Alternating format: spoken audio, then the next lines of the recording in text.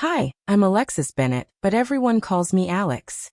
When I was 23, my mother looked me straight in the eye across the dinner table at our Greenwich estate and said I wasn't intellectually rigorous enough to contribute meaningfully to serious policy discourse.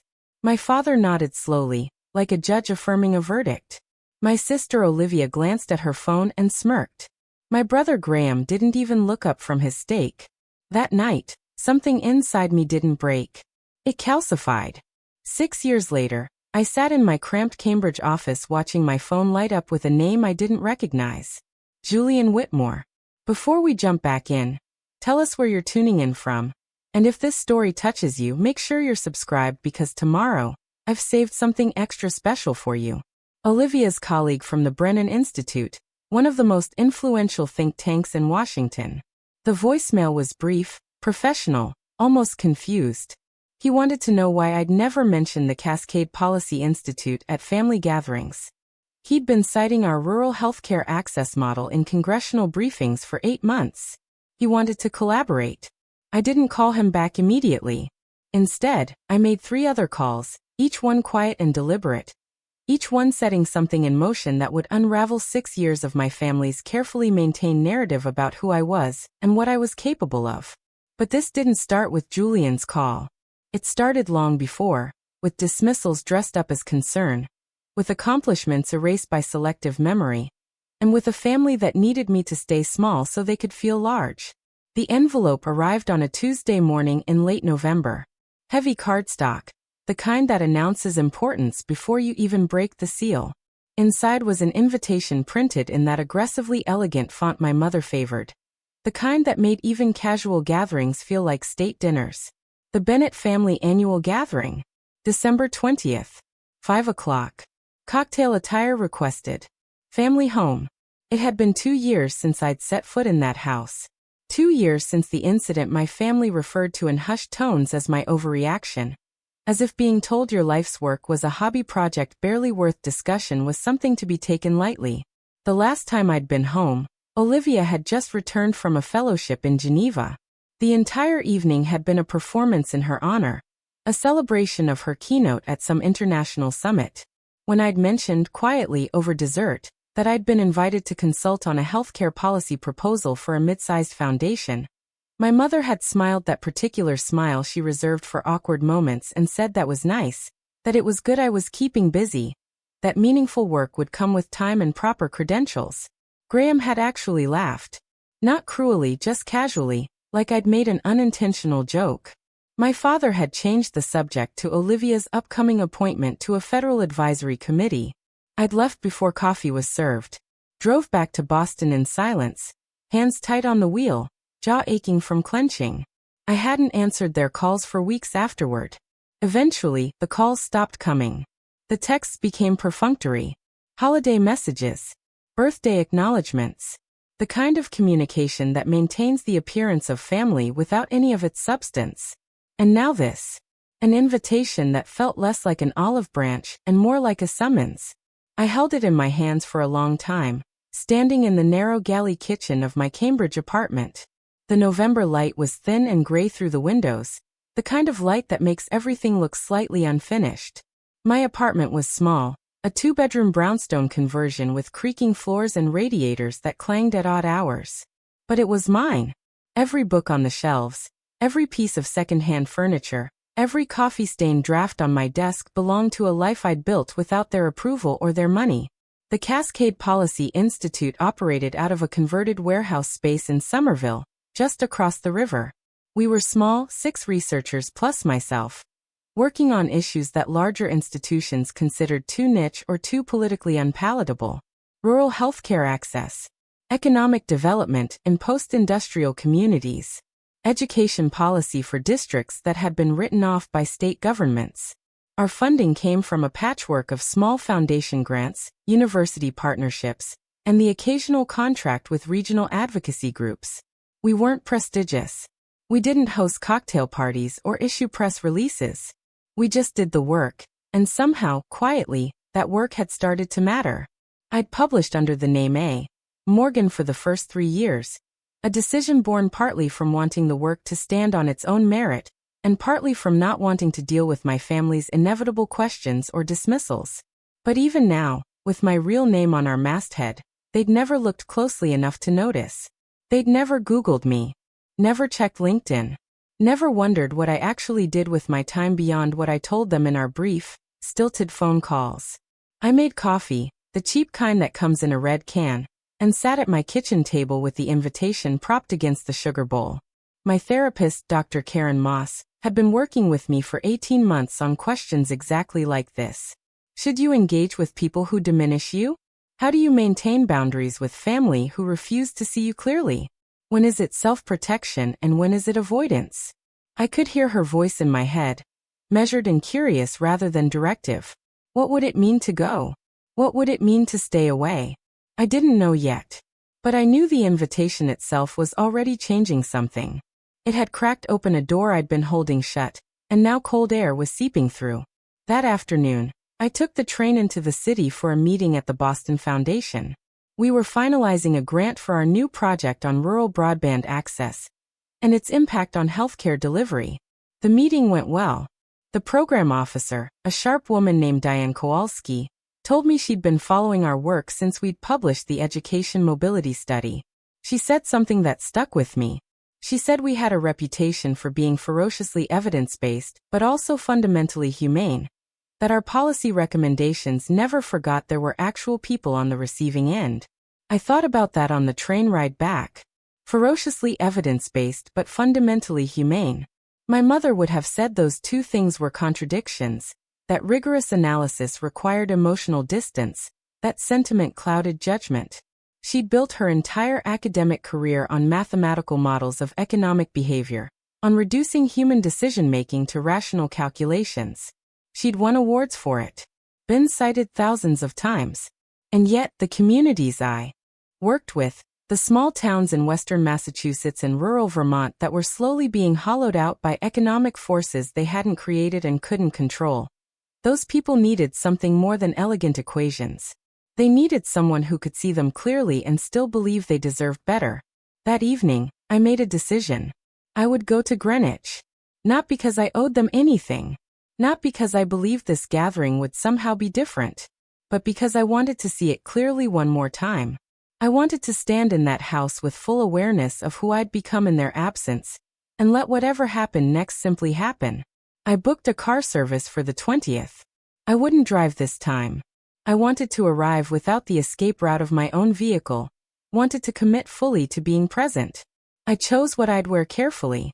A dark green silk blouse, tailored gray trousers, simple gold earrings. Professional but not formal. The kind of outfit that said I had somewhere important to be afterward, even if I didn't. The days leading up to the gathering passed in their usual rhythm. Research meetings, grant reports, a phone interview with a local NPR affiliate about our broadband study. My team didn't know about my family situation. They knew I'd gone to UMass Amherst, that I'd worked at a small nonprofit before starting Cascade, that I was protective of our independence, and preparing and narrating this story took us a lot of time. So if you are enjoying it, subscribe to our channel. It means a lot to us. Now back to the story. Careful about mission drift. They didn't know my mother had a named chair at Princeton, or that my father's law firm represented half the Fortune 500. I'd kept those worlds separate deliberately, built a professional identity that had nothing to do with the Bennett name. On December 18th, 2 days before the gathering, I received an email that would change everything, though I didn't realize it yet. The sender was Julian Whitmore, and the subject line read question about potential collaboration. I almost deleted it as spam. The email was polite, almost apologetic. He introduced himself as a senior fellow at the Brennan Institute, mentioned he worked with my sister Olivia.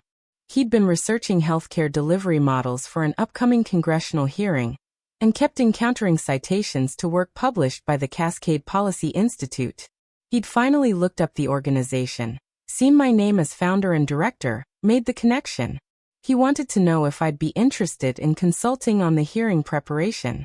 He also wanted to know, and I could sense his genuine confusion in the phrasing, why Olivia had never mentioned my work. Why, in all their conversations about policy research, She'd never brought up that her sister ran an institute doing exactly the kind of work the Brennan team was trying to amplify. I read the email 3 times. My hands weren't shaking, but something in my chest felt tight and strange, like I'd been holding my breath underwater and had just broken the surface. I didn't respond immediately. Instead, I pulled up Julian Whitmore's profile. Harvard Kennedy School, former State Department advisor, regular contributor to Foreign Affairs and The Atlantic. Serious credentials. The kind of person my family would take seriously. I looked at his recent publications. There, in a policy brief from September, was a footnote citing our rural healthcare access study. The study I'd spent 2 years developing, the one that had involved traveling to 43 small towns across New England, conducting hundreds of interviews, building a model that accounted for transportation barriers, broadband limitations, provider shortages, and the specific challenges of aging populations in geographically isolated areas. The study my mother had never asked about. The study Olivia didn't know existed. I closed my laptop and walked to the window. Cambridge stretched out below, lights beginning to appear in the early winter darkness. Somewhere across the river, in the house I'd grown up in, preparations were probably underway for the gathering. My mother would be coordinating with caterers, my father reviewing wine selections, Olivia likely flying in from Washington. And not one of them had any idea that their carefully constructed narrative about me was about to crack wide open. That night, I drafted a response to Julian. Brief, professional. I thanked him for reaching out, said I'd be interested in discussing the collaboration, and suggested we schedule a call after the holidays. I didn't mention the family gathering. Didn't mention that I'd be seeing Olivia in 2 days. I wanted to see her face when she found out. Wanted to watch the moment she realized she'd been wrong about me. That everyone had been wrong about me. Not because I needed her validation anymore, I'd built something real without it. But because the truth deserved to be seen. The morning of December 20th arrived cold and bright.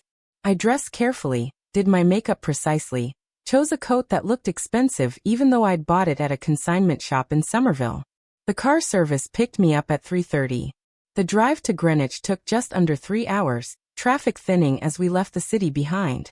I watched the landscape change through the window, urban density giving way to suburbs, then to the manicured wealth of Connecticut's Gold Coast. The Bennett house sat on 2 acres in the old estate section of Greenwich, a white colonial with black shutters, and a circular driveway that always reminded me of a hotel entrance.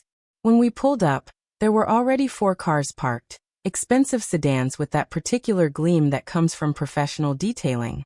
I paid the driver, added a generous tip, and stood for a moment looking at the house. The windows glowed warm against the gathering dusk.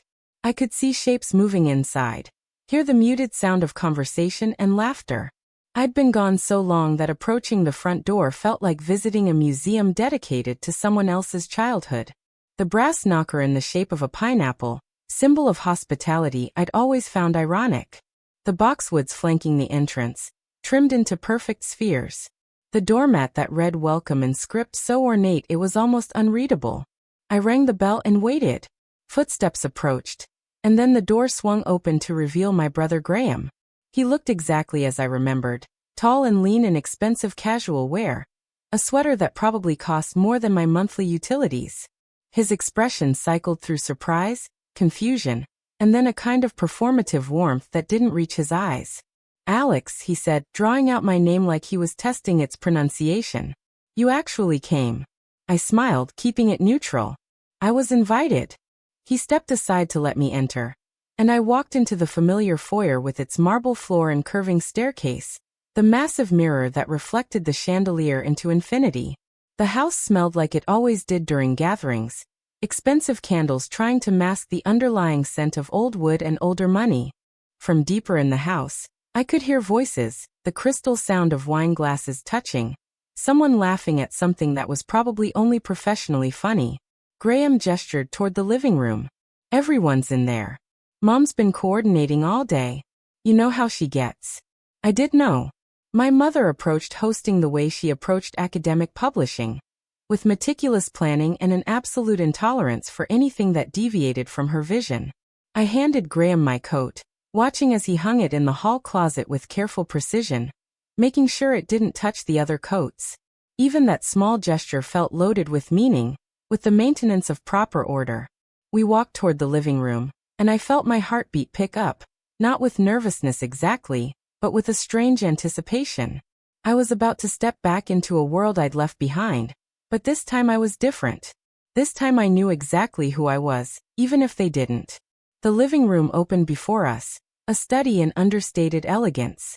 Cream-colored furniture arranged in careful groupings, artwork that whispered rather than shouted, a fire crackling in the fireplace that had probably been professionally laid. There were perhaps 20 people scattered throughout the space, and I recognized most of them. Family friends, my parents' colleagues, a few faces I couldn't quite place.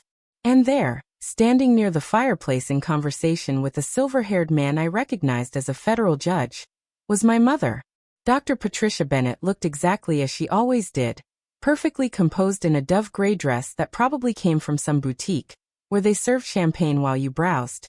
Her hair was swept back in that effortless style that required considerable effort, her jewelry minimal but clearly expensive. She was mid-sentence when she saw me, and I watched her face perform a complex calculation in the span of a heartbeat. Surprise, then recalibration, then a smile that activated like software booting up. "Alexis," she said, her voice carrying across the room with the projection of someone used to lecturing. "What a lovely surprise. You made it after all." I walked into that room with my shoulders back and my expression calm. And if anyone noticed the 2-year absence, they were too polite or too well trained to acknowledge it directly. My mother glided toward me with the practiced grace of someone who'd spent decades navigating faculty cocktail parties and foundation galas.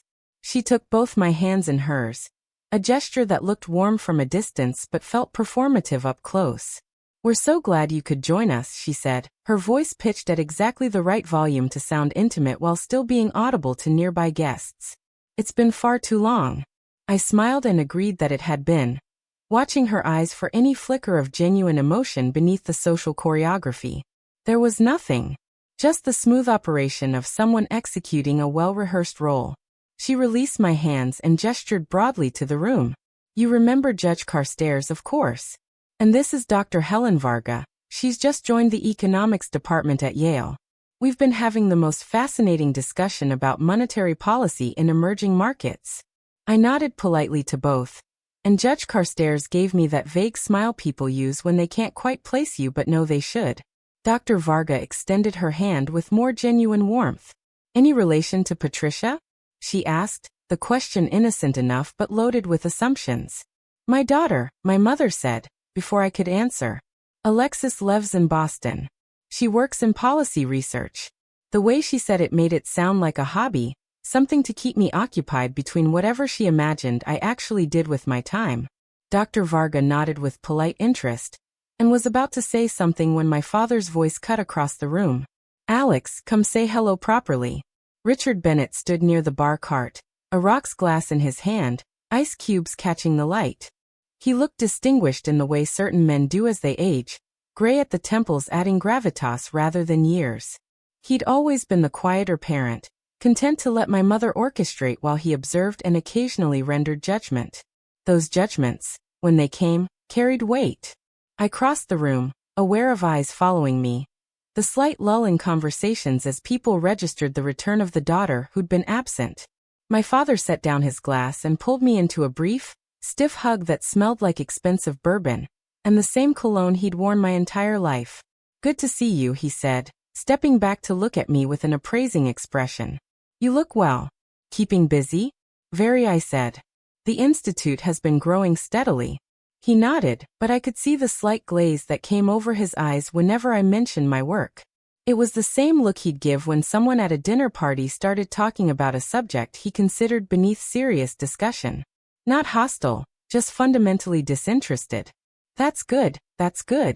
Your mother mentioned you might be looking for more stable opportunities."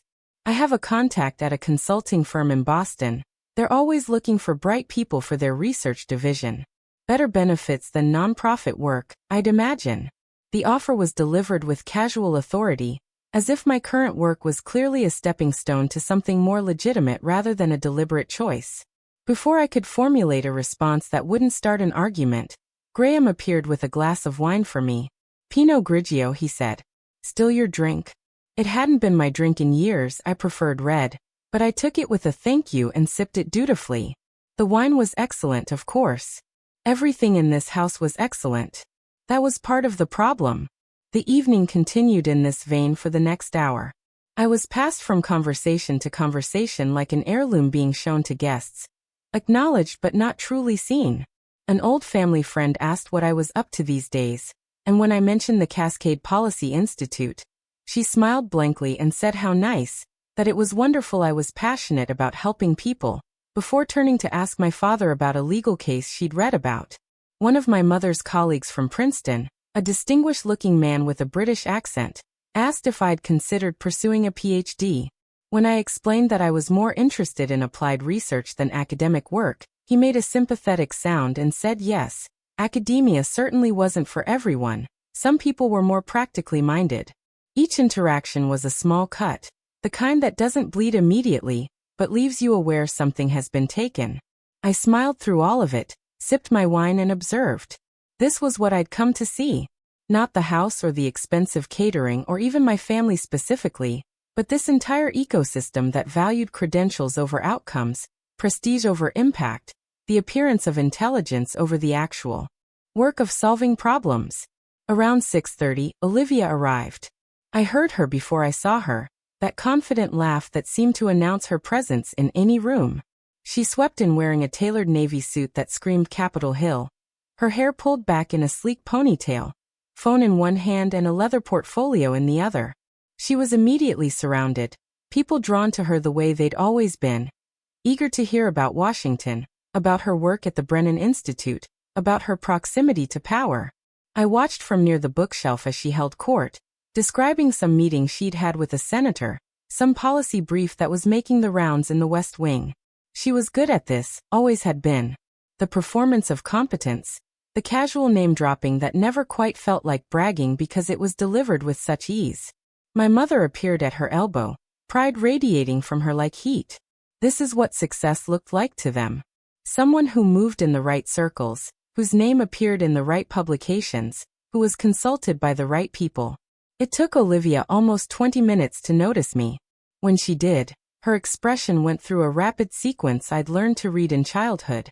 Surprise, followed by a quick mental calculation, then a practiced smile that contained no real warmth. Alex, she said, making her way over. I didn't know you were coming. I got the invitation, I said simply. She studied me for a moment, and I could see her trying to place me in the mental map of the evening, deciding how to categorize my presence. We hadn't spoken in over a year, and our last conversation had been brief and cold. One of those calls where you both pretend everything is fine while the silence between words says otherwise. How are things in Boston? She asked, the question automatic. Good. Busy. We've been expanding our work into some new areas. She nodded without asking what those areas were. That's great. You're still doing the nonprofit thing? The nonprofit thing. As if 6 years of building something from nothing could be summarized so dismissively. I felt something harden in my chest, that familiar defensive response I'd trained myself to manage. Policy research, I said. We focus on issues affecting rural communities primarily. Healthcare access, economic development, education infrastructure. She said, already glancing over my shoulder at someone else in the room. That sounds fulfilling. Very grassroots. Fulfilling was what you called work that mattered emotionally but not professionally. Grassroots was what you called efforts that lacked serious funding or institutional backing. I'd heard all these coded phrases before, the language people used to praise something while simultaneously diminishing it. Before I could respond, Graham appeared with their father, and the conversation shifted to Olivia's recent work. She'd apparently been asked to consult on a healthcare reform proposal that had bipartisan interest, something that would be announced in January.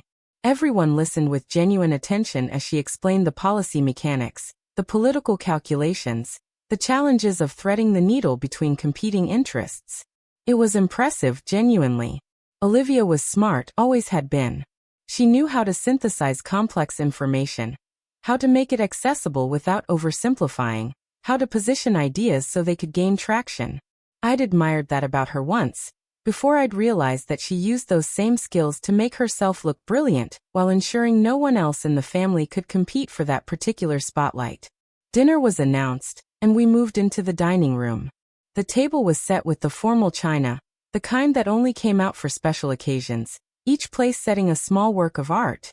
I found my seat near the end of the table, several places removed from my parents who anchored one end while Olivia and her husband, a management consultant named Derek whom I'd met exactly twice, sat closer to the center. Graham was across from me with his girlfriend, a corporate attorney named Stephanie who looked uncomfortable in this setting, which gave me some small comfort. At least I wasn't the only one who felt like an anthropologist observing a foreign culture. The meal was excellent because of course it was. My mother didn't host dinners, she curated experiences. Each course was introduced with a small explanation of its provenance or preparation, turning eating into a performance of sophisticated taste.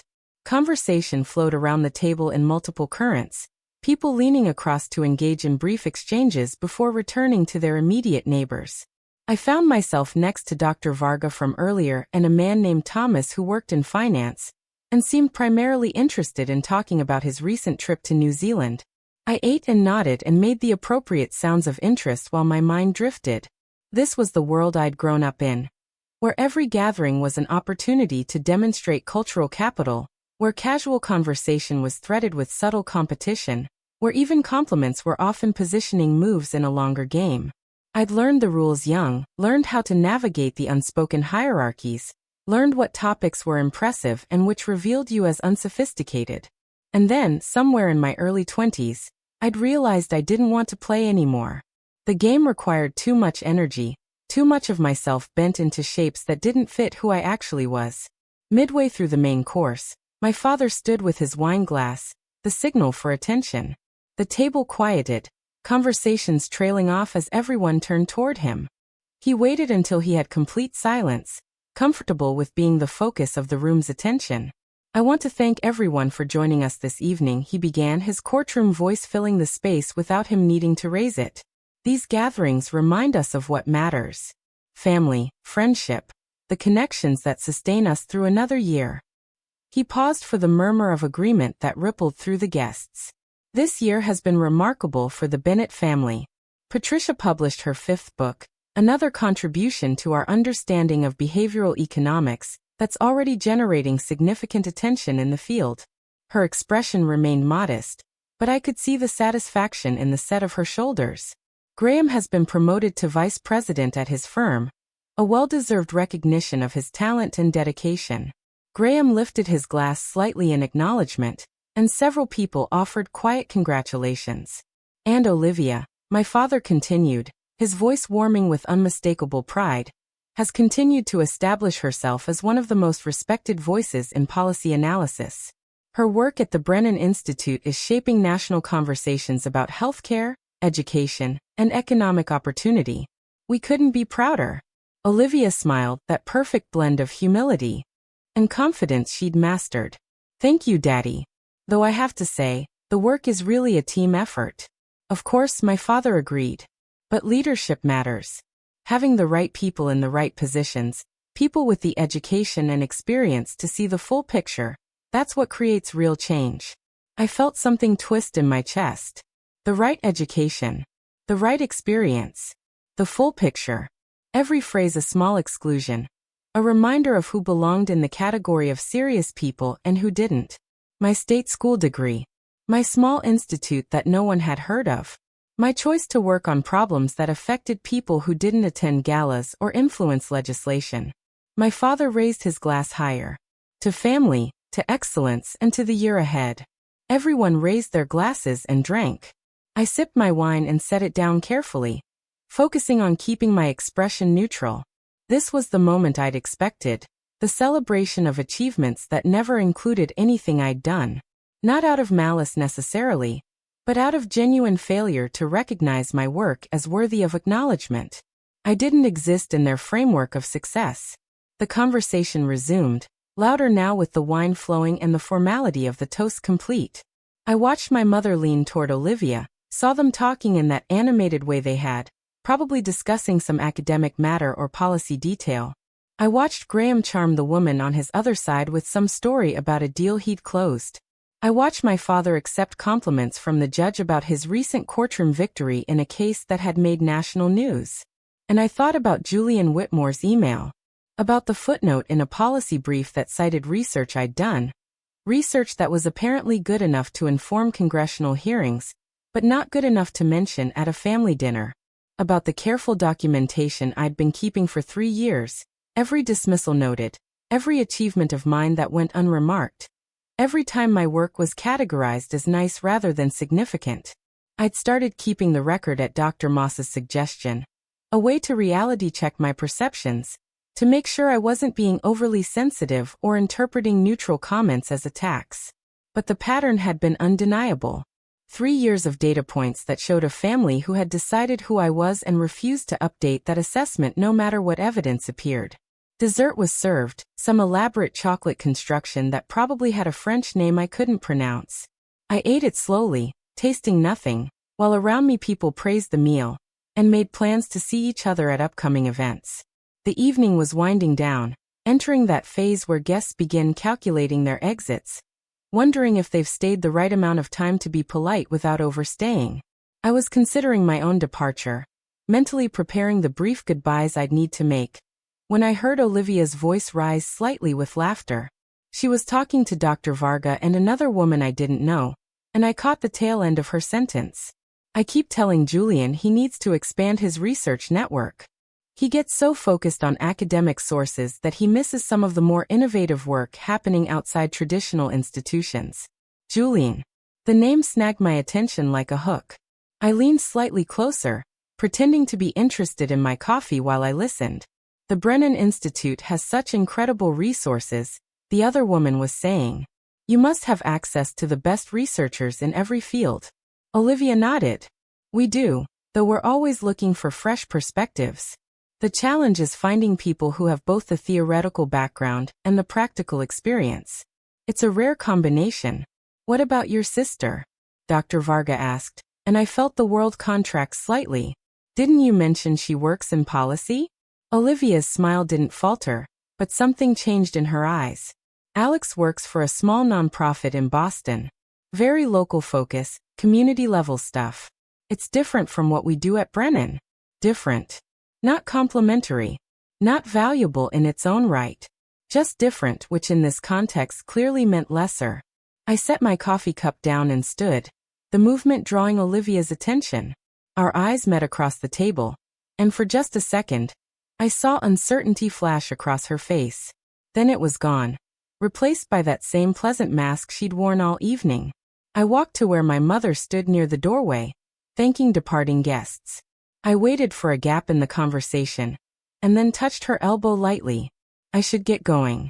Early morning tomorrow. She turned to me with that look of mild surprise, as if she'd forgotten I was there. Oh, you're leaving already? Well, it was wonderful to have you.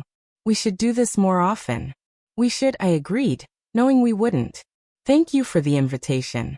I made my way around the room, offering brief goodbyes to Graham and his girlfriend, to my father who was deep in conversation with the judge and barely acknowledged my departure with a distracted nod. When I reached Olivia, she was alone for a moment, checking something on her phone. She looked up as I approached. Leaving already? She asked. Long drive back, I said. But it was good to see everyone. Yeah, she said, her attention already drifting back to her phone.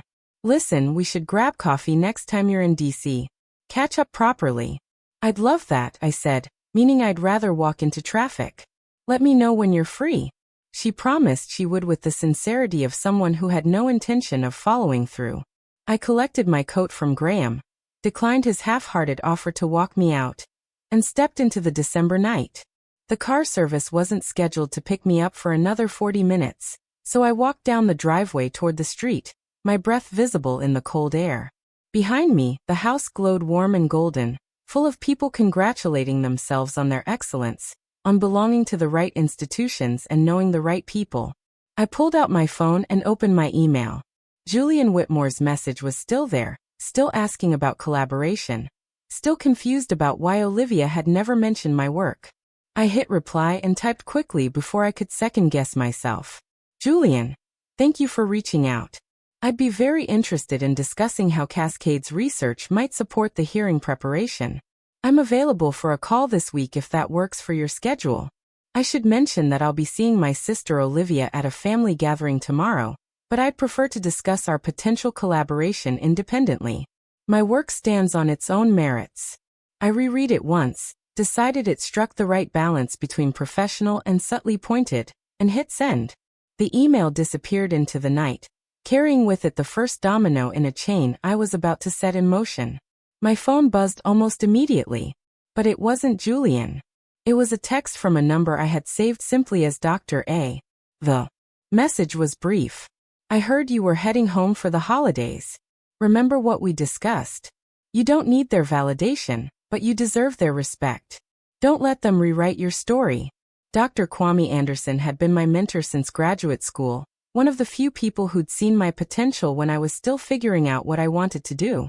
He'd retired from the State Department 5 years ago and moved to Vermont, but we stayed in touch. He knew about my family, about the careful ways they'd diminished me over the years. He'd been the one to encourage me to start keeping records, to document the pattern so I could see it clearly. I typed back a quick response.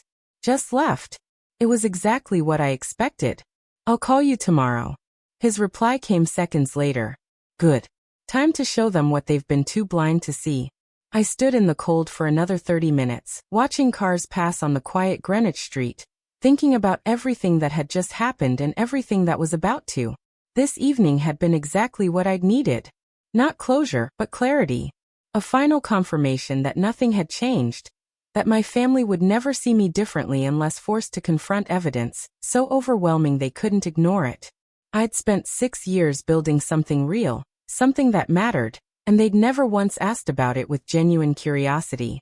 They'd never visited my office, never read anything I'd published, never considered that maybe their assessment of me at 23 had been incomplete or wrong. Well, that was about to change. When the car arrived, I climbed in and gave the driver my address in Cambridge. As we pulled away from Greenwich, I felt something I hadn't expected. Not anger or hurt or even satisfaction. Just a deep, calm certainty. I'd played by their rules for years, tried to earn respect on their terms, and it had gotten me nowhere. Now it was time to play a different game entirely. One where the truth mattered more than credentials, where impact mattered more than prestige, where the work spoke louder than the name on the door. I pulled out my phone and made a note to myself. 3 calls to make Monday morning. First, to Rebecca Torres, my friend from college who was now an investigative journalist at a major publication. She'd been asking for months if I had any interesting stories about policy research that wasn't getting attention. Second, to Nina Patel, who did forensic analysis of institutional funding, and had helped me understand the financial structures of think tanks and policy organizations. Third, to Dr. Anderson, who still had contacts throughout Washington, and would know exactly how to position what I was about to do. I wasn't going to fight them. I was going to let the truth do it for me. Let Julian Whitmore discover my work and start asking questions. Let people who actually understood policy research see what I'd built and make their own assessments. Let my family's careful narrative about the daughter, who wasn't smart enough, run headlong into the reality of a policy institute that was being cited in congressional hearings. The car merged onto the highway, and I watched Connecticut give way to darkness, mile markers ticking past.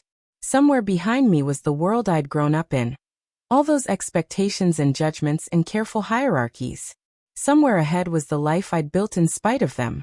And somewhere in between was whatever came next, when those two worlds finally collided.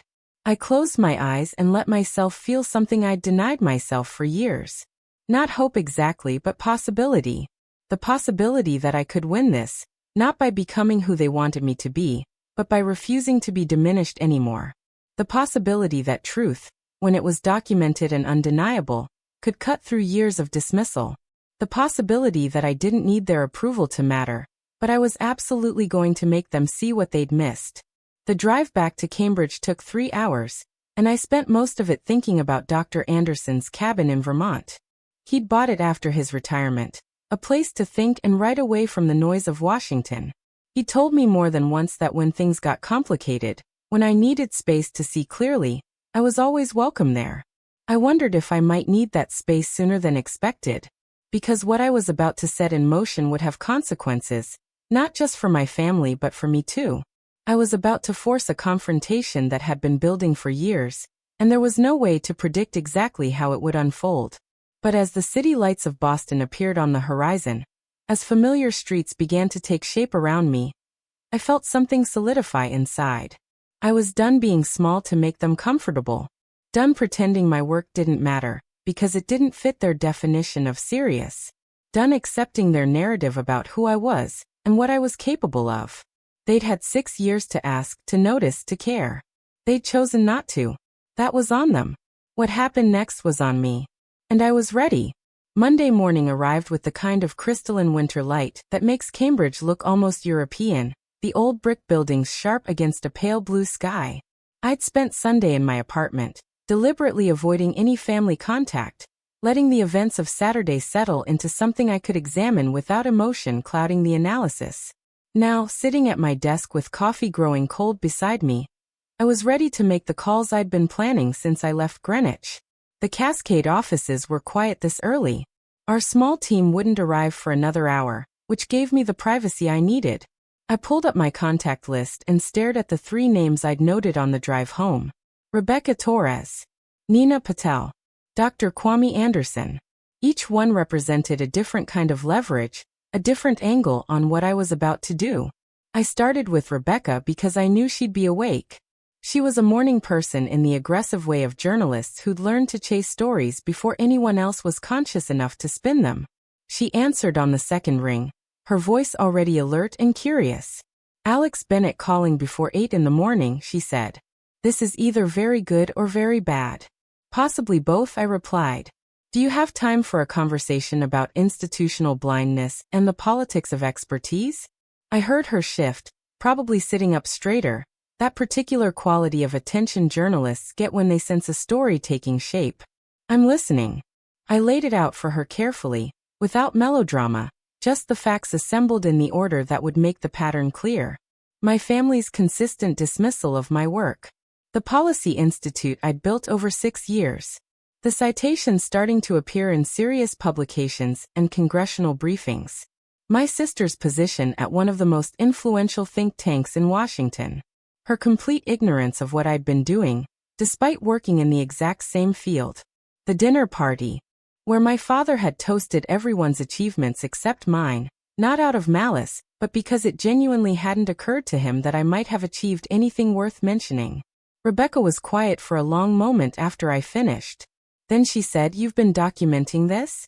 For 3 years. Every conversation where my work was dismissed or ignored. Every time someone asked what I did, and then changed the subject when I answered. Every achievement that went unremarked while my siblings were celebrated. And you have evidence of the Institute's impact? Publications, citations, outcomes?" I sent her a link to our digital repository, the comprehensive record we maintained of every project, every publication, every time our research had been used to inform policy decisions or advocacy work. It wasn't flashy, but it was thorough, the kind of documentation that could withstand scrutiny. "This is solid work, Alex," she said, and I could hear her scrolling through the files. "This is really solid. Why haven't you been promoting it?" Because I wanted the work to speak for itself. Because I was tired of fighting for recognition in spaces where the rules were rigged. Because part of me was still that 23-year-old who'd been told she wasn't intellectually rigorous enough. And I needed to prove it to myself before I could prove it to anyone else. I didn't say any of that. Instead, I said I wanted to make sure it was real before it became public. Rebecca made a thoughtful sound. And now something's changed. Now my sister's colleague has been citing my work for months, without realizing I exist. Now I'm watching my family celebrate expertise while being completely blind to it in their own house. Now I'm done being invisible. "What do you need from me?" Rebecca asked, direct as always. "I need you to look at this with fresh eyes.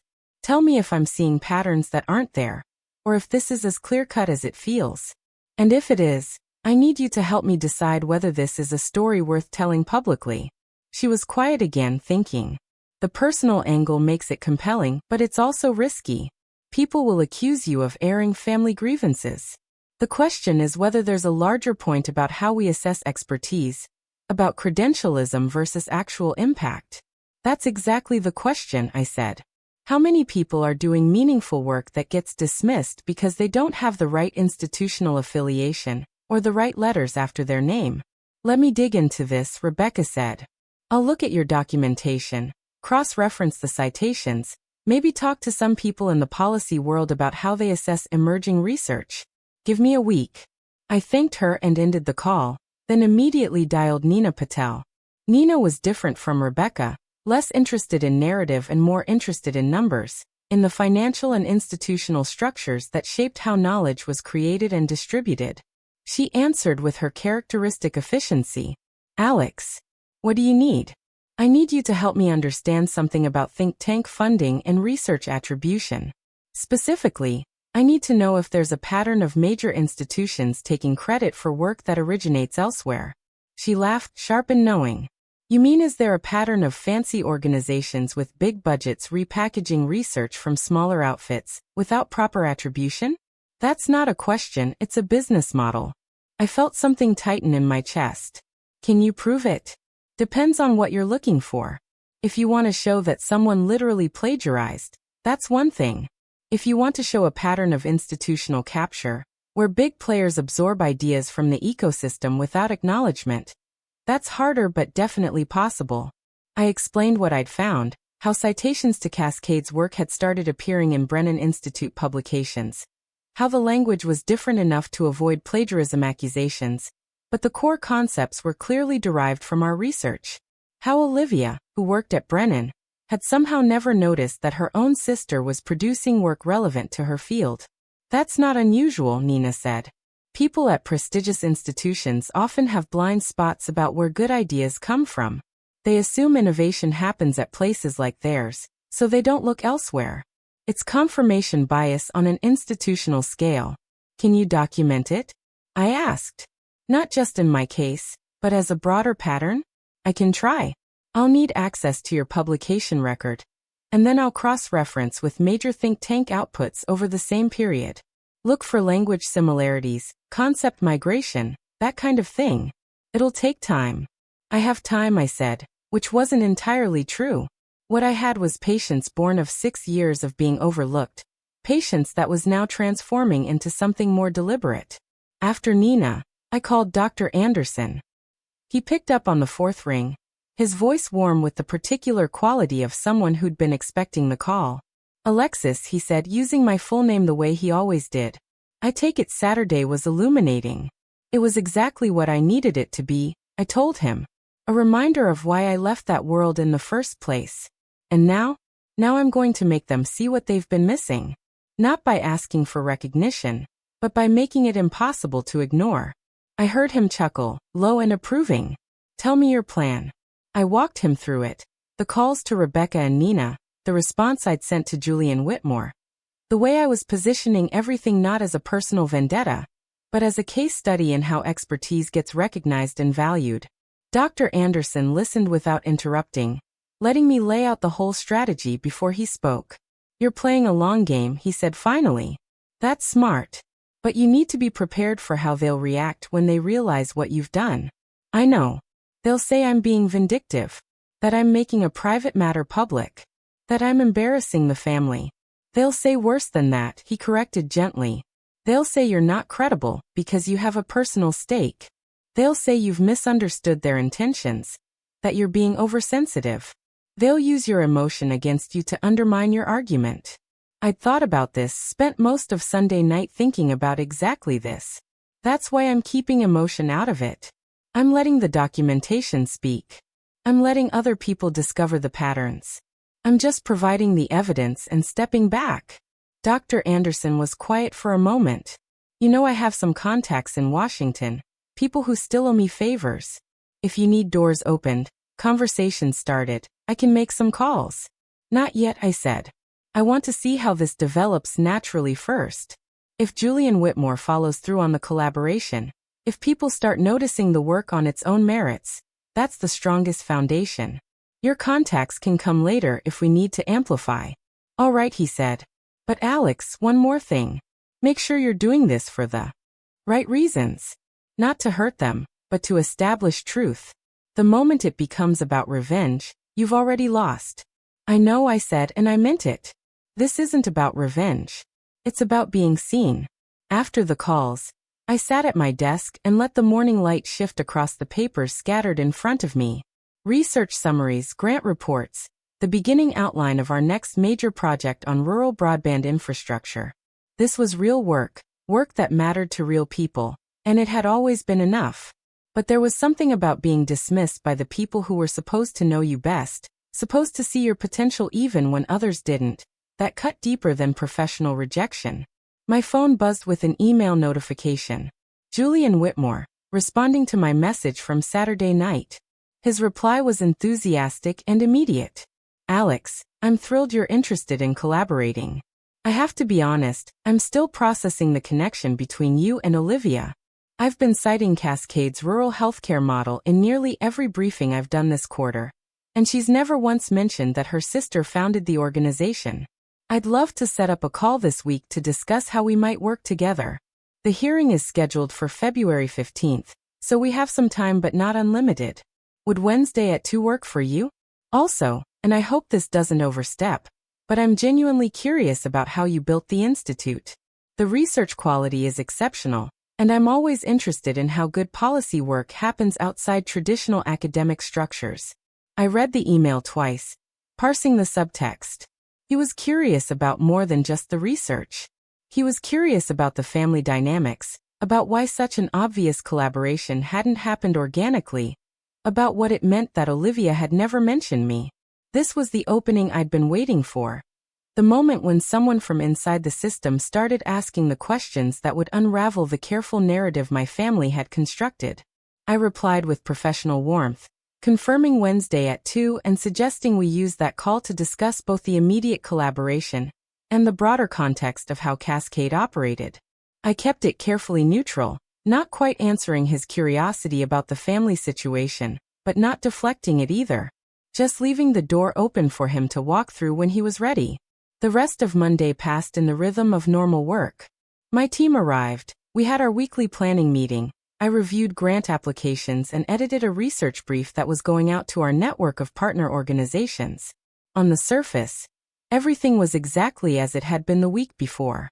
But underneath, I could feel the current shifting, pieces moving into position for something I couldn't quite see yet, but knew was coming. Tuesday brought the first sign that things were accelerating faster than I'd anticipated. Rebecca called just after lunch, her voice tight with the controlled excitement of a journalist who'd found something good. Alex, I've been going through your documentation and cross-referencing with public records. Your family's pattern of dismissal is clear and well documented, but there's something else here. Something bigger. What did you find? Your sister's think tank has been using research that's remarkably similar to Cascade's work, but they're not citing you. They're citing their own internal research team. I started digging into the timeline, and it looks like some of their publications came out months after yours, but they're positioned as original work. That's not plagiarism, I said slowly. That's something else. It's institutional appropriation, Rebecca said. They're seeing good ideas in the ecosystem, absorbing them, repackaging them with their brand name, and because they have more visibility and prestige, their version becomes the definitive one. The original work gets buried. Can you prove it? I can show a pattern.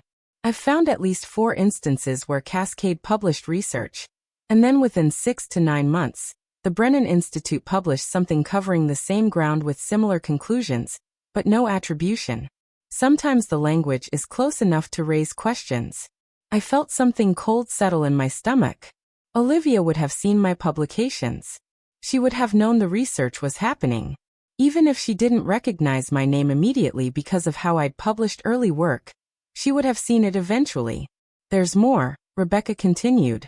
I talked to some contacts in the policy world, asking generally about research attribution and institutional dynamics. 3 different people, without any prompting from me, mentioned that the Brennan Institute has a reputation for being very good at synthesizing research from smaller organizations. That's the polite way of putting it. What's the impolite way? That they're parasitic. They wait for smaller outfits to take risks on controversial or difficult research. Then they swoop in once the ideas have been validated and claim them as their own. The smaller organizations don't have the platform to fight back, and Brennan gets credit for being innovative. I leaned back in my chair, processing this. It wasn't what I'd expected to find. I'd thought this was about my family's personal blindness, their inability to see me clearly because of their assumptions and biases. But if this was bigger, if it was institutional, then it changed everything. What do you want to do with this? Rebecca asked. I need to think, I said. This is different from what I thought I was uncovering. It's better, she said bluntly. Personal family dynamics are one kind of story. Institutional theft of ideas from less powerful organizations is another.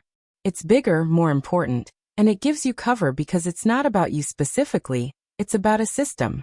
She was right, but something about it felt wrong. I'd started this wanting my family to see me, to recognize what I'd built. Turning it into an exposé of think tank practices felt like it was about something else entirely, even if it was more important in some objective sense. Let me talk to some people, I said. I need to understand what we're really looking at here before we decide anything. Fair enough, Rebecca said. But Alex, be careful. If this is what it looks like, there are powerful people who have a stake in keeping it quiet. Your sister's reputation is tied to Brennan's. If the Institute goes down for idea theft, she goes down with it. I understand, I said, though I wasn't sure I fully did. Not yet. Wednesday's call with Julian Whitmore started professionally and stayed that way for exactly 12 minutes. We discussed the congressional hearing, the specific policy questions that would be addressed, how Cascade's research on rural healthcare access could inform the testimony. He was smart and well-prepared, asked good questions, clearly understood the material at a sophisticated level. Then, right as we were wrapping up the logistics, his tone shifted. Can I ask you something off the record? He said. Off the record, I agreed.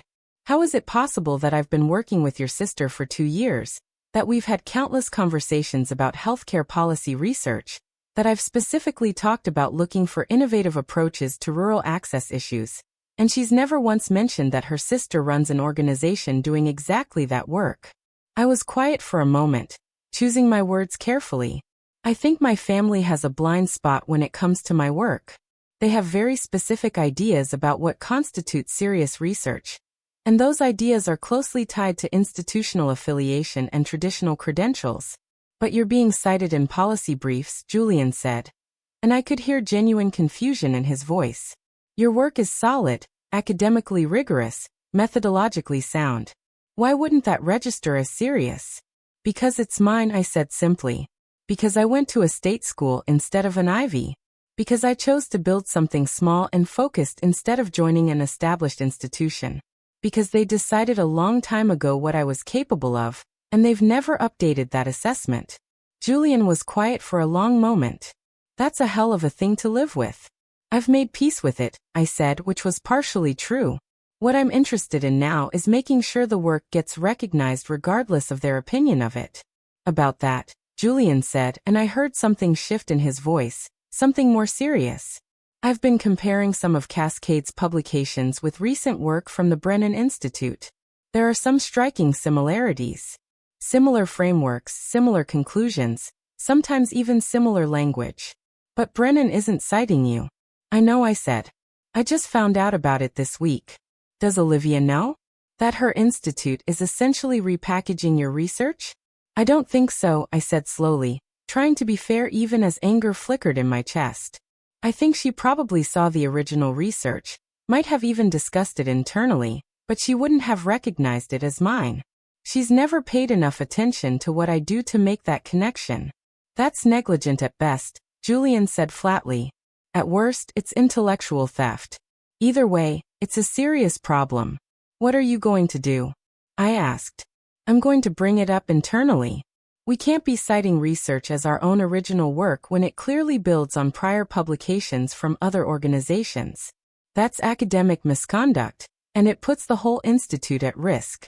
I felt something tighten in my chest, a mix of vindication and dread. This was what I'd wanted, wasn't it? for someone to see the truth and act on it. But hearing Julian talk about bringing it up internally, about the potential consequences for Brennan, made it real in a way that was both satisfying and terrifying. Julian, I said carefully, I need you to understand something. I didn't bring this to your attention to damage my sister or her organization. I just wanted the collaboration, wanted the work to be recognized. I know, he said. But the truth matters, Alex. If Brennan has been doing this systematically, if there's a pattern of taking credit for other people's research, that needs to be addressed. Not because of your family dynamics, but because it's fundamentally wrong. After the call ended, I sat at my desk and stared at my computer screen without seeing it. Things were moving faster than I'd anticipated, spinning out in directions I hadn't fully considered. What had started as a simple desire for recognition was becoming something larger, something with implications I was only beginning to understand. My phone rang again. This time it was Nina.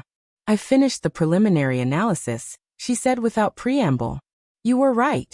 There's a clear pattern of the Brennan Institute publishing research that closely mirrors work from smaller organizations, including Cascade. I found 7 instances over the past 3 years where the timeline and content suggest they were building on prior work without attribution. 7 instances, I repeated. Not just my work. Not just yours. There are at least 3 other small policy organizations whose research seems to have been absorbed and rebranded. It's systematic.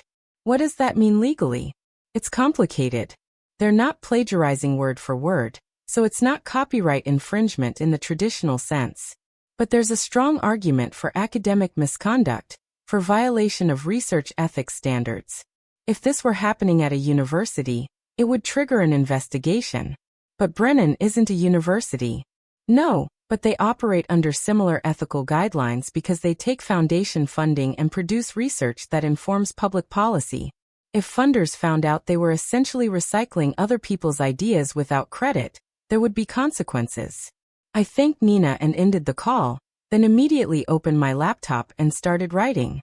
Not an exposé, not an accusation, just a careful documentation of what I was seeing. The timeline of publications. The conceptual overlaps. The absence of citations. I wrote it as neutrally as I could, stripping out emotion, focusing on facts that could be verified. By the time I finished, it was after 8 in the evening, and the office was dark except for my desk lamp. I read through what I'd written one more time, then saved it and closed the laptop. Tomorrow I would decide what to do with it.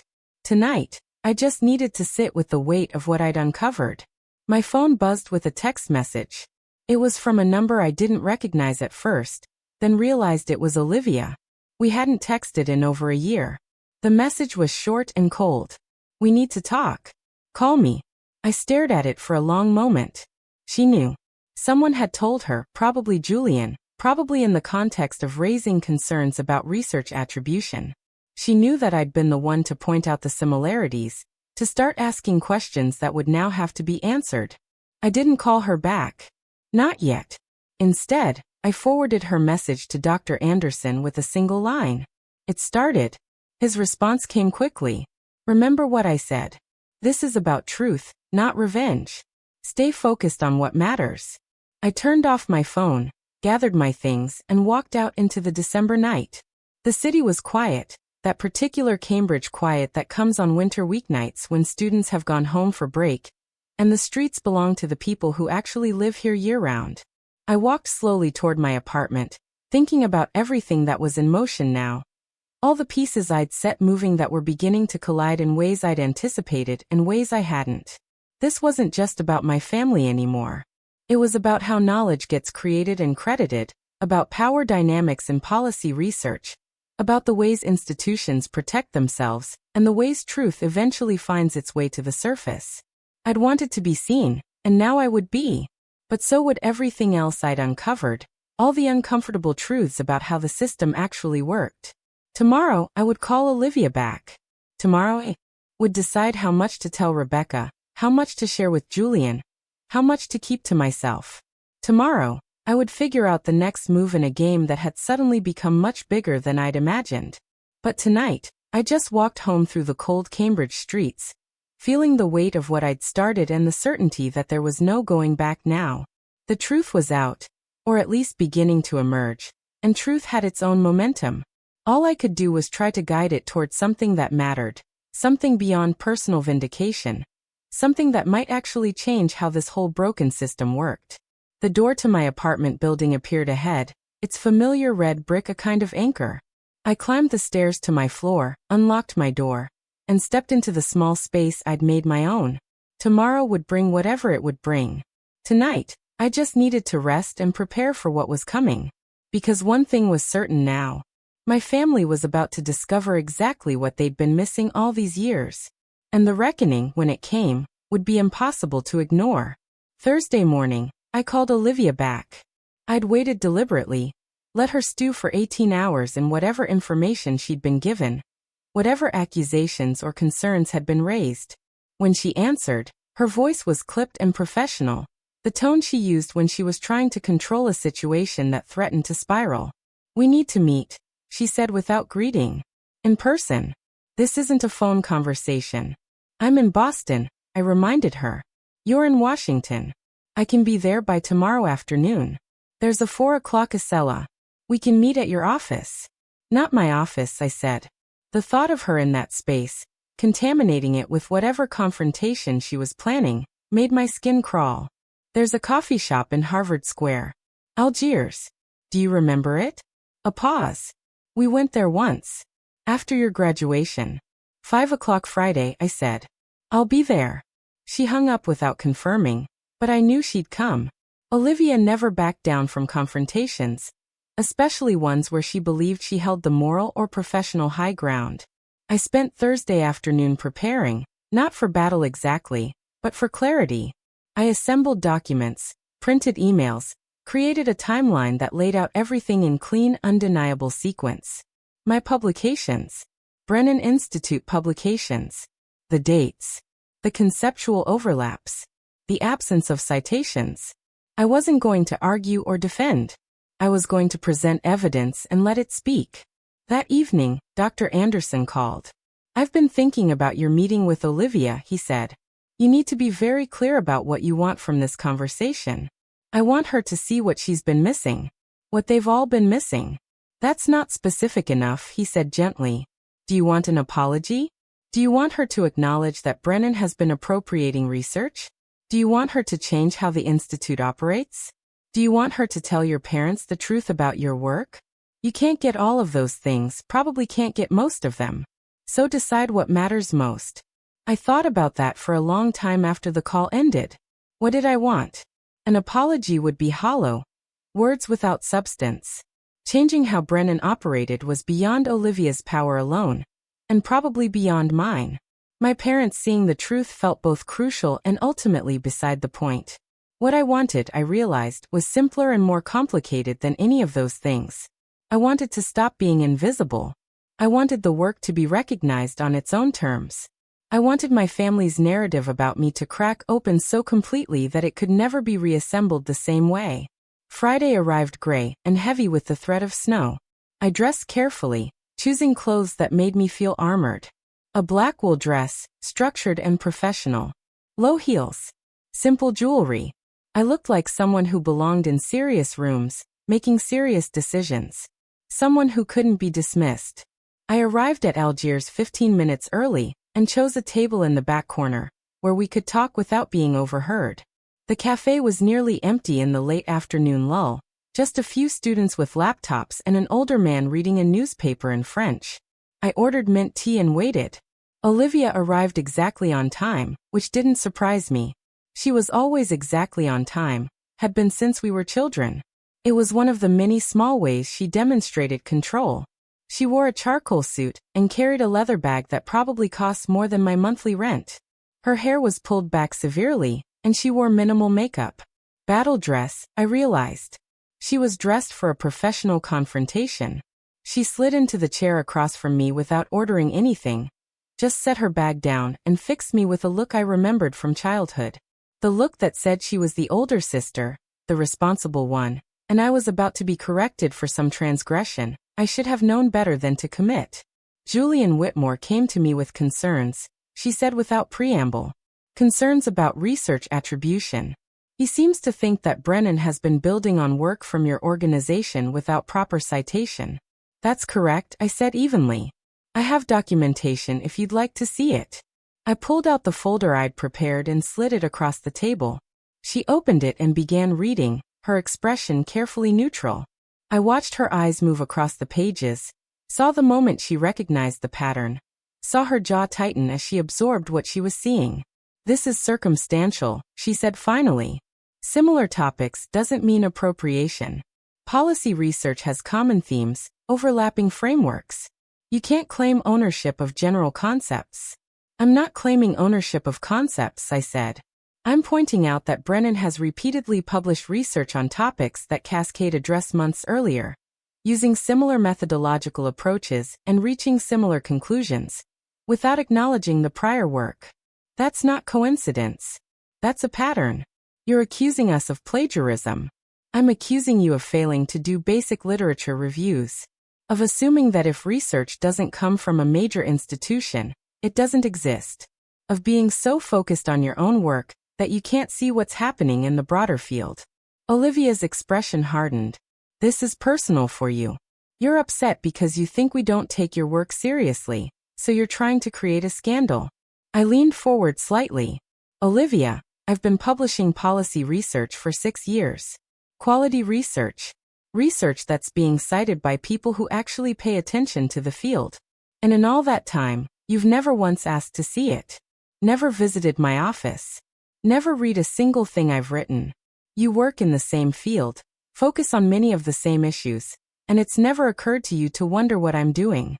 That's not fair, she started, but I cut her off. Last Saturday at dinner, Dad toasted your achievements. He mentioned your publications, your influence, your position. He toasted Graham's promotion and Mom's latest book. And I sat there, the same way I've sat there for years, and nobody asked what I've been doing. Nobody wondered if maybe I've been building something worth acknowledging. Not out of cruelty, but because it genuinely doesn't occur to any of you that I might be doing work that matters. Olivia was quiet for a moment, and I saw something flicker across her face. Not quite guilt, but something adjacent to it. Discomfort, maybe. The beginning of recognition. If your work is as good as you claim, she said carefully, why haven't you been more public about it? Why the low profile? Because I wanted it to be real first, I said. Because I knew that if I brought it to you, to any of you, before it was undeniable, you'd find reasons to dismiss it. Wrong methodology. Insufficient sample size. Not rigorous enough. I needed to build something so solid that those criticisms couldn't stick. And now? Now someone from your own institution has been citing my work for months, without realizing I exist. Now there's evidence that your think tank has a pattern of absorbing research from smaller organizations without attribution. Now the story is bigger than our family dynamics. Olivia's hands tightened on the folder. What do you want, Alex? Do you want me to arrange citations? Do you want a public acknowledgement? Do you want to damage Brennan's reputation? I want the truth, I said simply. I want people to see what's actually happening. I want the work to be recognized regardless of where it comes from. And yes, I want you and Mom and Dad to finally understand that you've been wrong about me. She stared at me for a long moment, and I couldn't read her expression. Then she said quietly, you've changed. I haven't changed, I corrected. I've just stopped pretending to be smaller than I am. Olivia gathered the documents and put them back in the folder with precise, controlled movements. I need to take this to the board, she said. If there's a pattern of attribution failures, it needs to be addressed internally before it becomes public. It's already becoming public, I told her. Rebecca Torres is looking into it. She's a journalist, and she's very good at her job. This story is going to come out whether Brennan addresses it internally or not. The color drained slightly from Olivia's face. You went to the press? I went to someone I trust to look at this objectively. Someone who understands both the personal and institutional dimensions of what's happening here. Olivia stood abruptly, gathering her bag. This is a mistake, Alex. Whatever you think you're accomplishing, it's going to blow back on you. The policy world is small. People will see this as unprofessional, as airing grievances publicly instead of handling them through proper channels. The proper channels didn't work, I said, staying seated. I tried being invisible. I tried letting the work speak for itself. I tried not making waves. And where did that get me? 6 years of being overlooked while people like Julian Whitmore were citing my research without knowing I existed. She looked at me with something that might have been pity, or might have been contempt. I couldn't tell anymore. You're going to regret this, she said. Maybe, I acknowledged. But at least I'll be seen. After she left, I sat in the cafe for another hour, drinking tea that had gone cold and watching snow begin to fall outside the windows. The conversation had gone exactly as I'd expected, and nothing like I'd hoped. Olivia had been defensive, dismissive, more concerned with protecting Brennan than understanding what had actually happened. But there had been that one moment, that flicker of recognition when she'd said I'd changed. She'd seen something, even if she couldn't or wouldn't acknowledge what it meant. My phone buzzed with a text from Rebecca. Olivia just called the Brennan Institute's communications director. They're preparing a response. This is moving fast. Good, I typed back. Let it move. That evening I drove to Vermont. Dr. Anderson had called that afternoon and suggested I come up for the weekend, get some distance before things escalated further. The drive took 4 hours in the snow, the highway gradually emptying as I moved north, civilization thinning out to small towns and long stretches of forest. His cabin sat on the edge of a lake, accessible by a narrow road that wound through pine trees heavy with snow. I arrived after 10, and he was waiting on the porch, a light on above the door like a beacon. He pulled me into a hug without words, then led me inside to warmth and the smell of something cooking on the stove. Soup, he said. You look like you need soup. We ate in comfortable silence, and then he poured us both whiskey, and we sat by the fireplace while I told him everything. The meeting with Olivia. Her defensive response. The text from Rebecca indicating that Brennan was preparing a response. He listened without interrupting, his expression thoughtful in the firelight. You did the right thing, he said when I finished. Not the easy thing, but the right thing. It doesn't feel right, I admitted. It feels like I'm burning bridges I might need someday. Those bridges were never as sturdy as you thought, he said gently. They were built on you being one thing, on you staying in a particular role. The moment you stepped outside that role, those bridges were going to burn whether you lit the match or not. I stared into the fire, watching flames consume the logs with patient inevitability. So what happens now? Now the truth comes out, Dr. Anderson said. Slowly or quickly, messily or cleanly, but it comes out. And you prepare for what that means. We spent Saturday morning walking around the frozen lake, our breath visible in the cold air. Dr. Anderson told me stories about his time at the State Department, about institutional politics and the ways truth got buried under layers of credentialism and status protection. He'd seen patterns like this before, watched good work get ignored because it came from the wrong sources, watched people build careers on ideas they'd absorbed from others without acknowledgement. The system protects itself, he said as we paused to look out over the ice. It rewards people who play by certain rules, who have the right pedigree, who know how to navigate institutional hierarchies.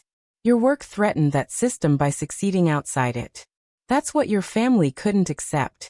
Back at the cabin, I spent the afternoon writing. Not documentation this time, but reflection. Trying to understand what I actually wanted from all of this, beneath the anger and hurt and desire for recognition. I wanted the work to matter. I wanted people in small towns across New England to have access to better healthcare, because of research I'd done. I wanted policymakers to have good information regardless of where it came from. I wanted the next person like me, someone without the right credentials or connections, to have a chance at being heard. Sunday morning, my phone exploded with notifications. Rebecca had published her article. The headline was direct and devastating. How elite think tanks absorb ideas without attribution. The Cascade Policy Institute case study. The piece laid out everything. The timeline of publications. The conceptual overlaps.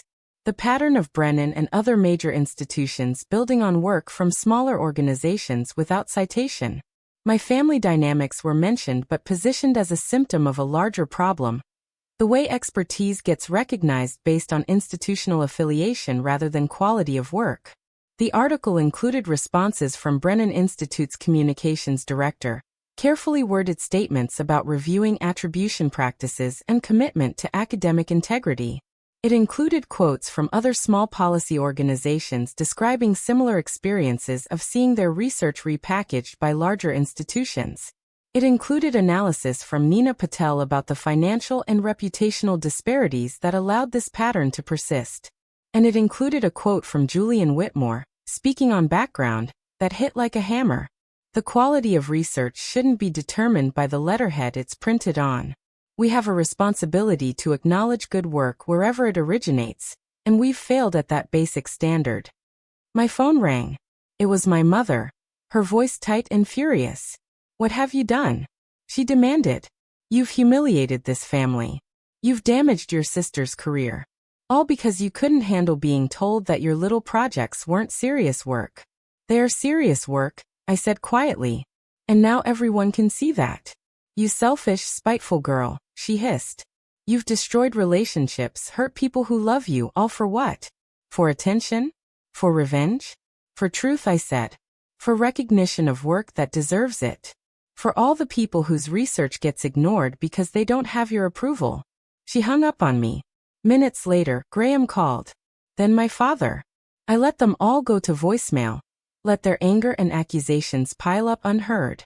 Dr. Anderson sat across from me, calm and steady. "You know this changes everything," he said. "I know. Your family won't forgive this. Not for a long time, maybe never." "I know that too." He nodded slowly. "So the question is, was it worth it?" I thought about that, really thought about it. About 6 years of invisible work. About Saturday dinners where my achievements went unmentioned. About Olivia's dismissal of my nonprofit thing. About my mother's certainty that I wasn't intellectually rigorous enough. About all the small cuts that had slowly convinced me I needed to stay small to be loved. "Yes," I said finally. "It was worth it."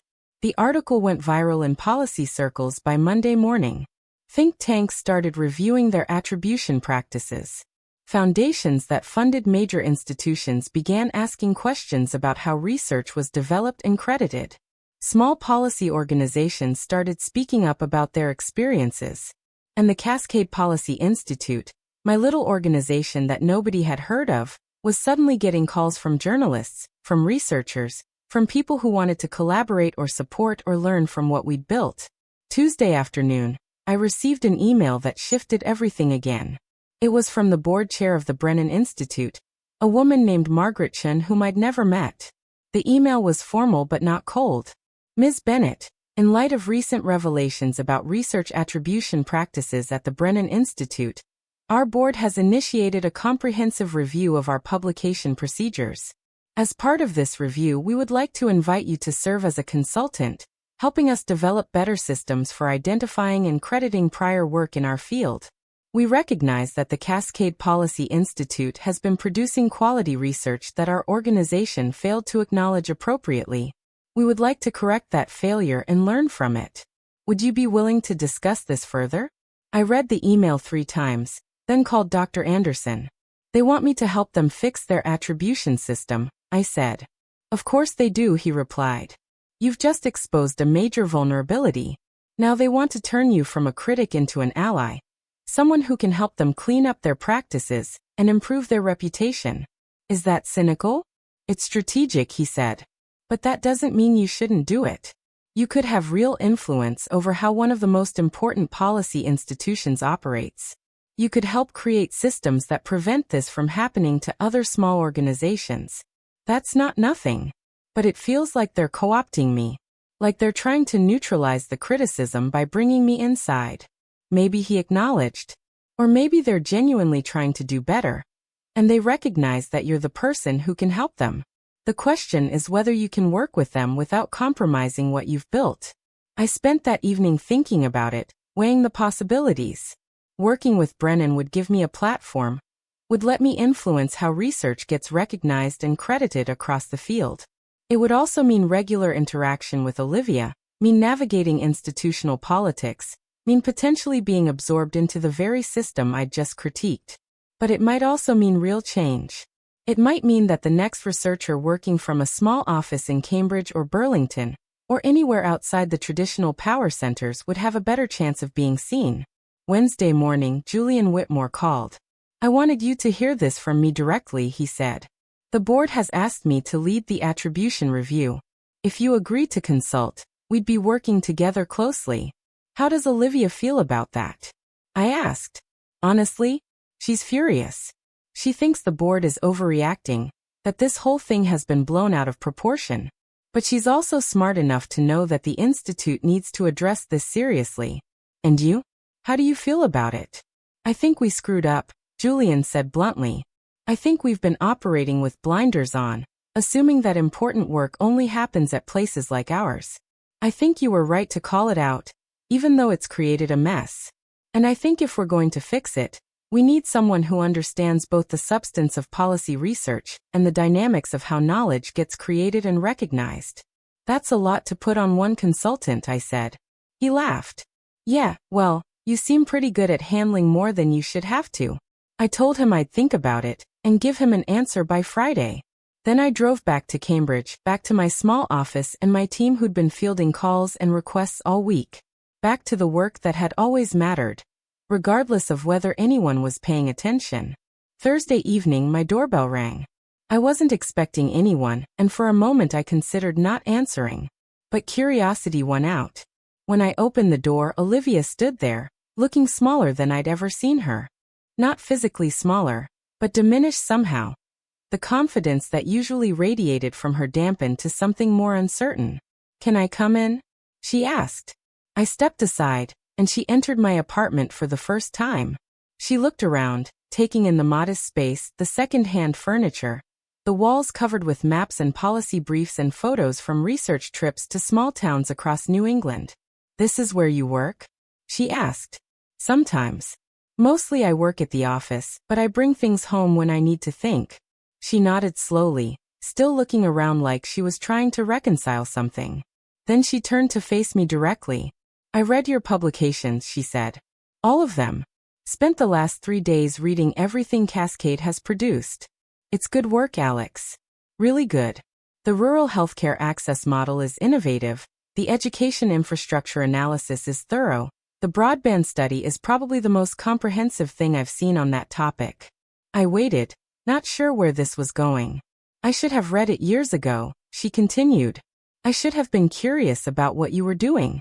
I should have supported you instead of dismissing you. She paused, and I saw her struggle with the next words. I was threatened by you. That surprised me. Threatened? You've always been the successful one, the one everyone admires. Exactly, she said. I was the smart sister, the accomplished one. That was my role. And somewhere along the way, I convinced myself that for me to be smart, you had to be less smart. For me to be accomplished, you had to be struggling. It was easier to believe you were doing nice little community projects than to acknowledge you were doing serious work that was actually better than some of mine. I sat down slowly, processing this. Olivia remained standing, her hands clasped in front of her like she was holding herself together. When Julian showed me the attribution issues, my first response was to defend Brennan, to find reasons why it wasn't really a problem, because admitting it was a problem meant admitting I'd been blind to your work. Meant admitting that I'd failed in a fundamental way as your sister, and as a researcher. I couldn't handle that, so I got angry instead. And now? I asked. Now I'm trying to do better, she said. I can't undo 6 years of not paying attention. I can't take back all the times I dismissed you or didn't ask about your work. But I can acknowledge it.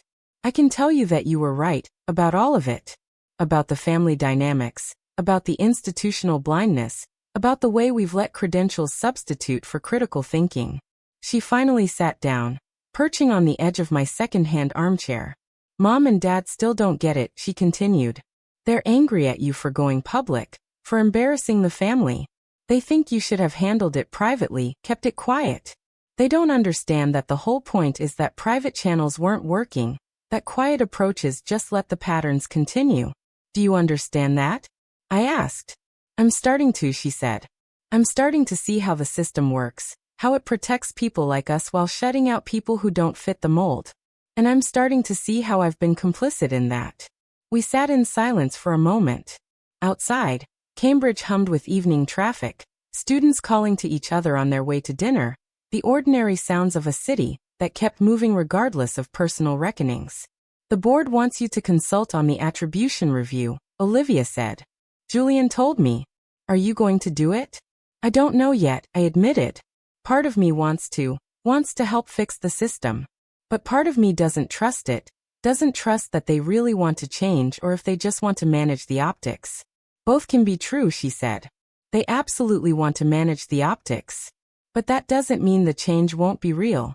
Sometimes institutions do the right thing for the wrong reasons, and it still matters. Would you be okay with it? I asked. With me working closely with Julian, being involved in Brennan's operations? She smiled, sad and tired. It doesn't matter if I'm okay with it. This isn't about me. But for what it's worth, I think you should do it. I think you could actually make a difference. And I think you've earned the right to influence how this plays out. After Olivia left, I sat in my apartment and watched the city lights appear as darkness fell. Everything had shifted in the span of a week. My family knew the truth now, even if they didn't all accept it. The policy world was paying attention to issues of attribution and institutional power that had been invisible before. And I had choices to make about what came next, about whether to work within the system I'd critiqued or continue building outside it. Friday morning, I called Julian Whitmore and accepted the consulting position. Not because I trusted Brennan completely, but because I believed in the possibility of change. Because I wanted to help create systems that would recognize good work regardless of where it came from. Because I'd spent 6 years being invisible, and now I had a chance to use that visibility for something that mattered beyond my personal vindication. The congressional hearing happened in February as planned. I sat at the witness table alongside Julian, presenting research that Cascade had developed and Brennan had helped refine and amplify. The work was credited properly, thoroughly, with acknowledgement of its origins and its collaborative development. Senators asked questions, and I answered them with the confidence of someone who knew her material cold, who'd spent years in the field understanding these issues from the ground up. My parents didn't attend, but Olivia did. I saw her in the gallery, watching with an expression I couldn't quite read. Afterward, she came up to me in the hallway outside the hearing room. You were brilliant in there, she said. Thank you. She hesitated, then asked, do you think we can fix this? Our family, I mean. Do you think we can get past everything that's happened? I don't know, I said honestly. I think we can build something new, something more honest. But I don't think we can go back to what we were. That was built on too many false assumptions. She nodded, accepting that. Then I'll work on building something new. The invitation to my parents' annual spring gathering arrived in April, 3 months after the congressional hearing.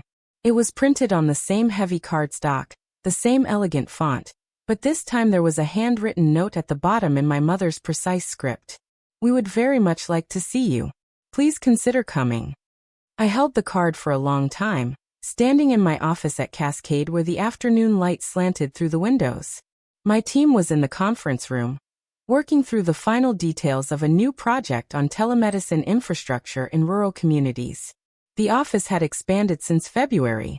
We'd hired 2 more researchers, moved into a larger space, and secured funding from 3 major foundations who'd suddenly taken notice of our work.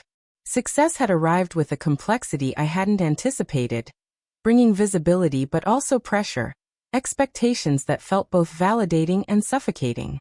The spring gathering was scheduled for May 3rd, a Saturday afternoon in Greenwich. I hadn't seen my parents since that December dinner, hadn't spoken to my father at all, and to my mother only once. A brief stilted phone call where she'd asked how I was and I'd said fine, and we'd both pretended that fine meant something more than it did.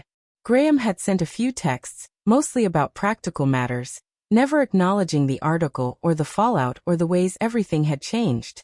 Only Olivia had maintained consistent contact, weekly calls where we talked about work and slowly, carefully, began to talk about other things too. I called Dr. Anderson that evening from my apartment. He'd become my sounding board for all decisions related to my family, the one person who understood both what I'd been through and what I was trying to build going forward. Another invitation, I told him.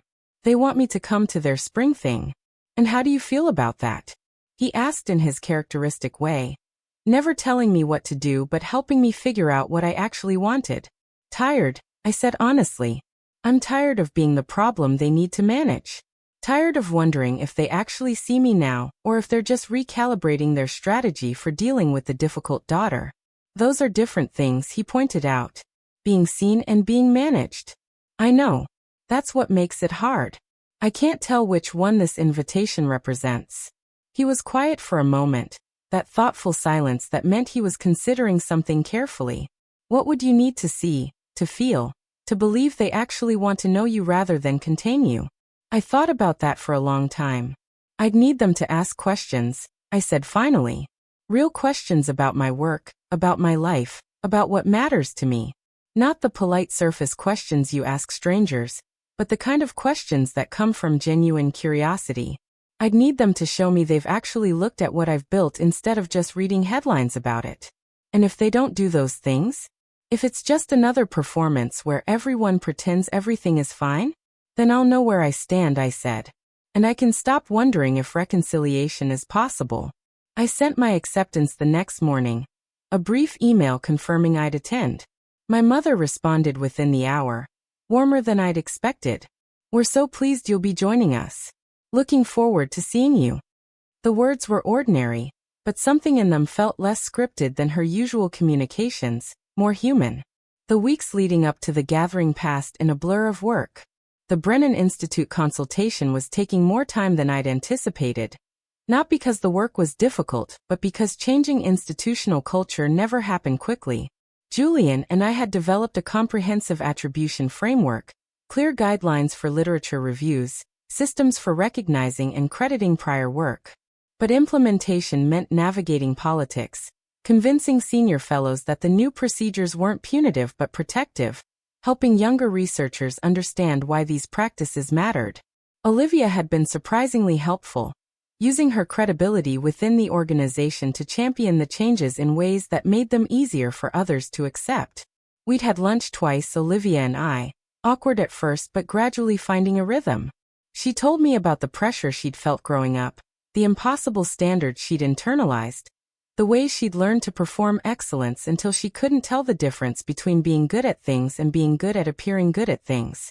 I told her about the loneliness of building something alone, the constant second-guessing, the years of wondering if maybe they were right, and I really wasn't capable of serious work. We didn't fix everything in those conversations, didn't erase years of distance and dismissal, but we began to understand each other in ways we never had before. The morning of May 3rd arrived unseasonably warm, the kind of early summer day that makes you remember why you love New England despite its brutal winters. I chose my outfit carefully again, but this time the calculation was different. Not armor exactly, but a statement of who I'd become. A cream linen blazer over a silk camisole, well-cut navy pants, understated jewelry that I'd bought myself after the congressional hearing as a small celebration.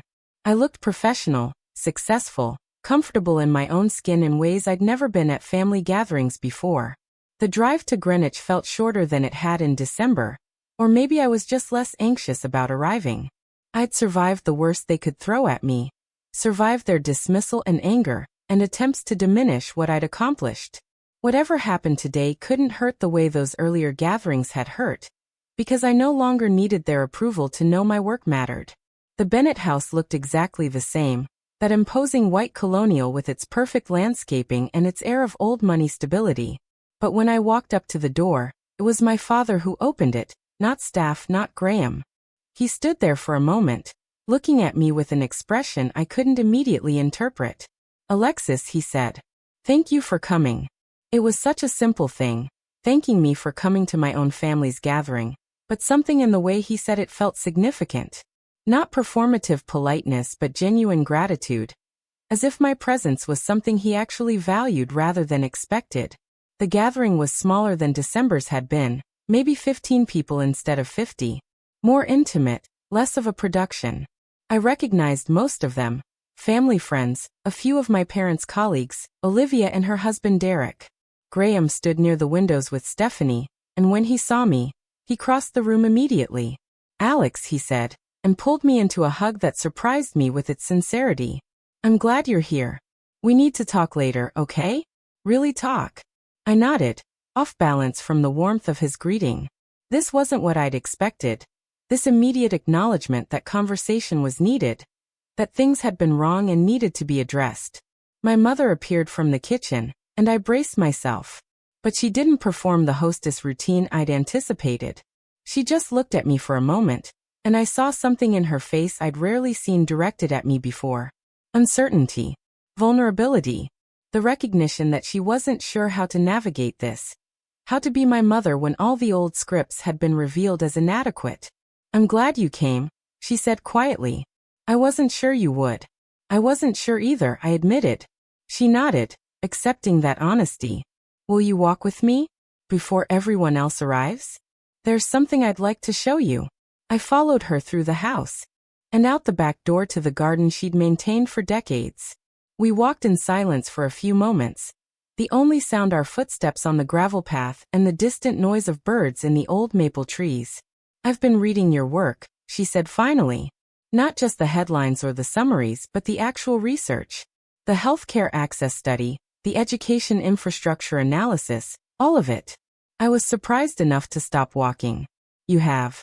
She turned to face me, and I saw that she was nervous, this woman who'd always seemed so certain, so composed. "It's excellent work, Alexis.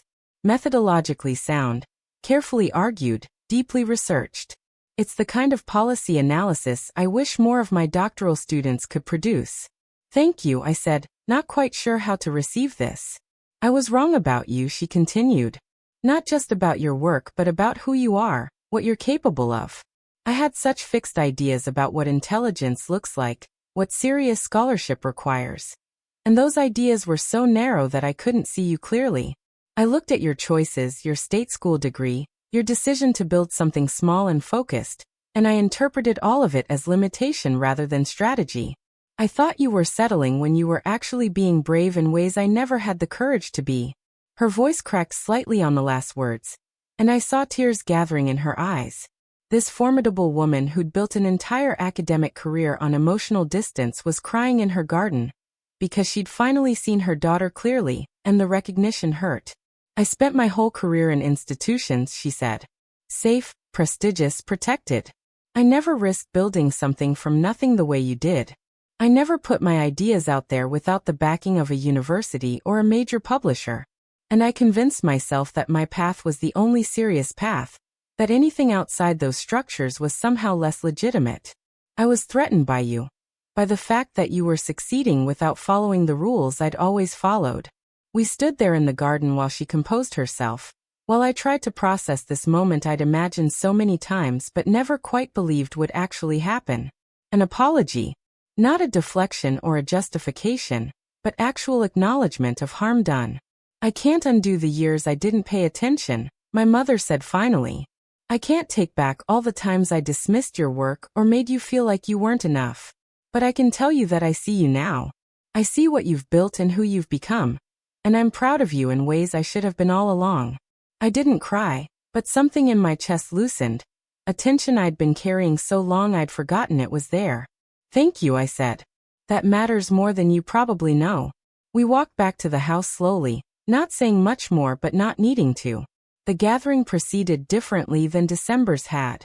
People asked about my work with genuine curiosity, wanted to know about the Brennan consultation, about Cascade's expansion, about my testimony at the congressional hearing. My father introduced me to Judge Carstairs again, but this time he mentioned my Policy Institute, described my research in terms that showed he'd actually read it. Graham pulled me aside after lunch and apologized for years of dismissiveness, for treating my work as a hobby, for never standing up for me when others were critical. But it was the small moments that struck me most. My mother bringing me into a conversation with one of her colleagues and saying, "Alexis has been doing fascinating work on rural healthcare access. You should hear about her telemedicine infrastructure project." Olivia standing next to me while I talked about our upcoming research initiatives, adding details and context, treating me as a peer rather than a younger sister who needed guidance. My father asking specific questions about Cascade's funding model, genuinely curious about how we'd built financial sustainability without major institutional backing. As afternoon moved into evening, as guests began to drift away and the gathering wound down, I found myself alone with my parents in their living room. My father poured 3 glasses of wine, and we sat in the space where so many family dramas had played out over the years. "We owe you an apology," my father said. "A real one, not just words. We failed you in fundamental ways. We let our assumptions about success and intelligence and the right path blind us to what you were actually doing. We hurt you, and we're sorry." My mother nodded, her hand reaching for his. "We're trying to do better," she added. "Trying to understand where we went wrong and how to be better parents going forward. But that's going to take time, and we'll probably make mistakes along the way. We wanted you to know that we're committed to trying." I sipped my wine and looked at them, these people who'd shaped me in so many ways, some harmful and some helpful. I couldn't forgive everything immediately, couldn't erase years of feeling unseen and undervalued. But I could appreciate this moment, this genuine attempt at repair. "I need you to understand something," I said. "The work I'm doing matters to me beyond recognition or validation. It matters because it helps real people, because it addresses problems that major institutions ignore, because it proves that good policy research can happen anywhere. I didn't do all of this just to prove you wrong. I did it because it needed to be done." "We know," my father said. "And that's what makes it so impressive. You weren't performing for us or trying to earn our approval. You were just doing what you believed in, and it turned out to be extraordinary." As I drove back to Cambridge that evening, watching the sun set over the Connecticut landscape, I thought about Dr. Anderson's question from weeks ago. What would you need to see to believe they actually want to know you? I'd seen it today, in 100 small ways and a few large ones. Questions asked with genuine curiosity. Acknowledgement of what I'd built. Willingness to admit they'd been wrong. It wasn't everything, wasn't a complete transformation or a guarantee that old patterns wouldn't resurface. But it was real, and it was a beginning.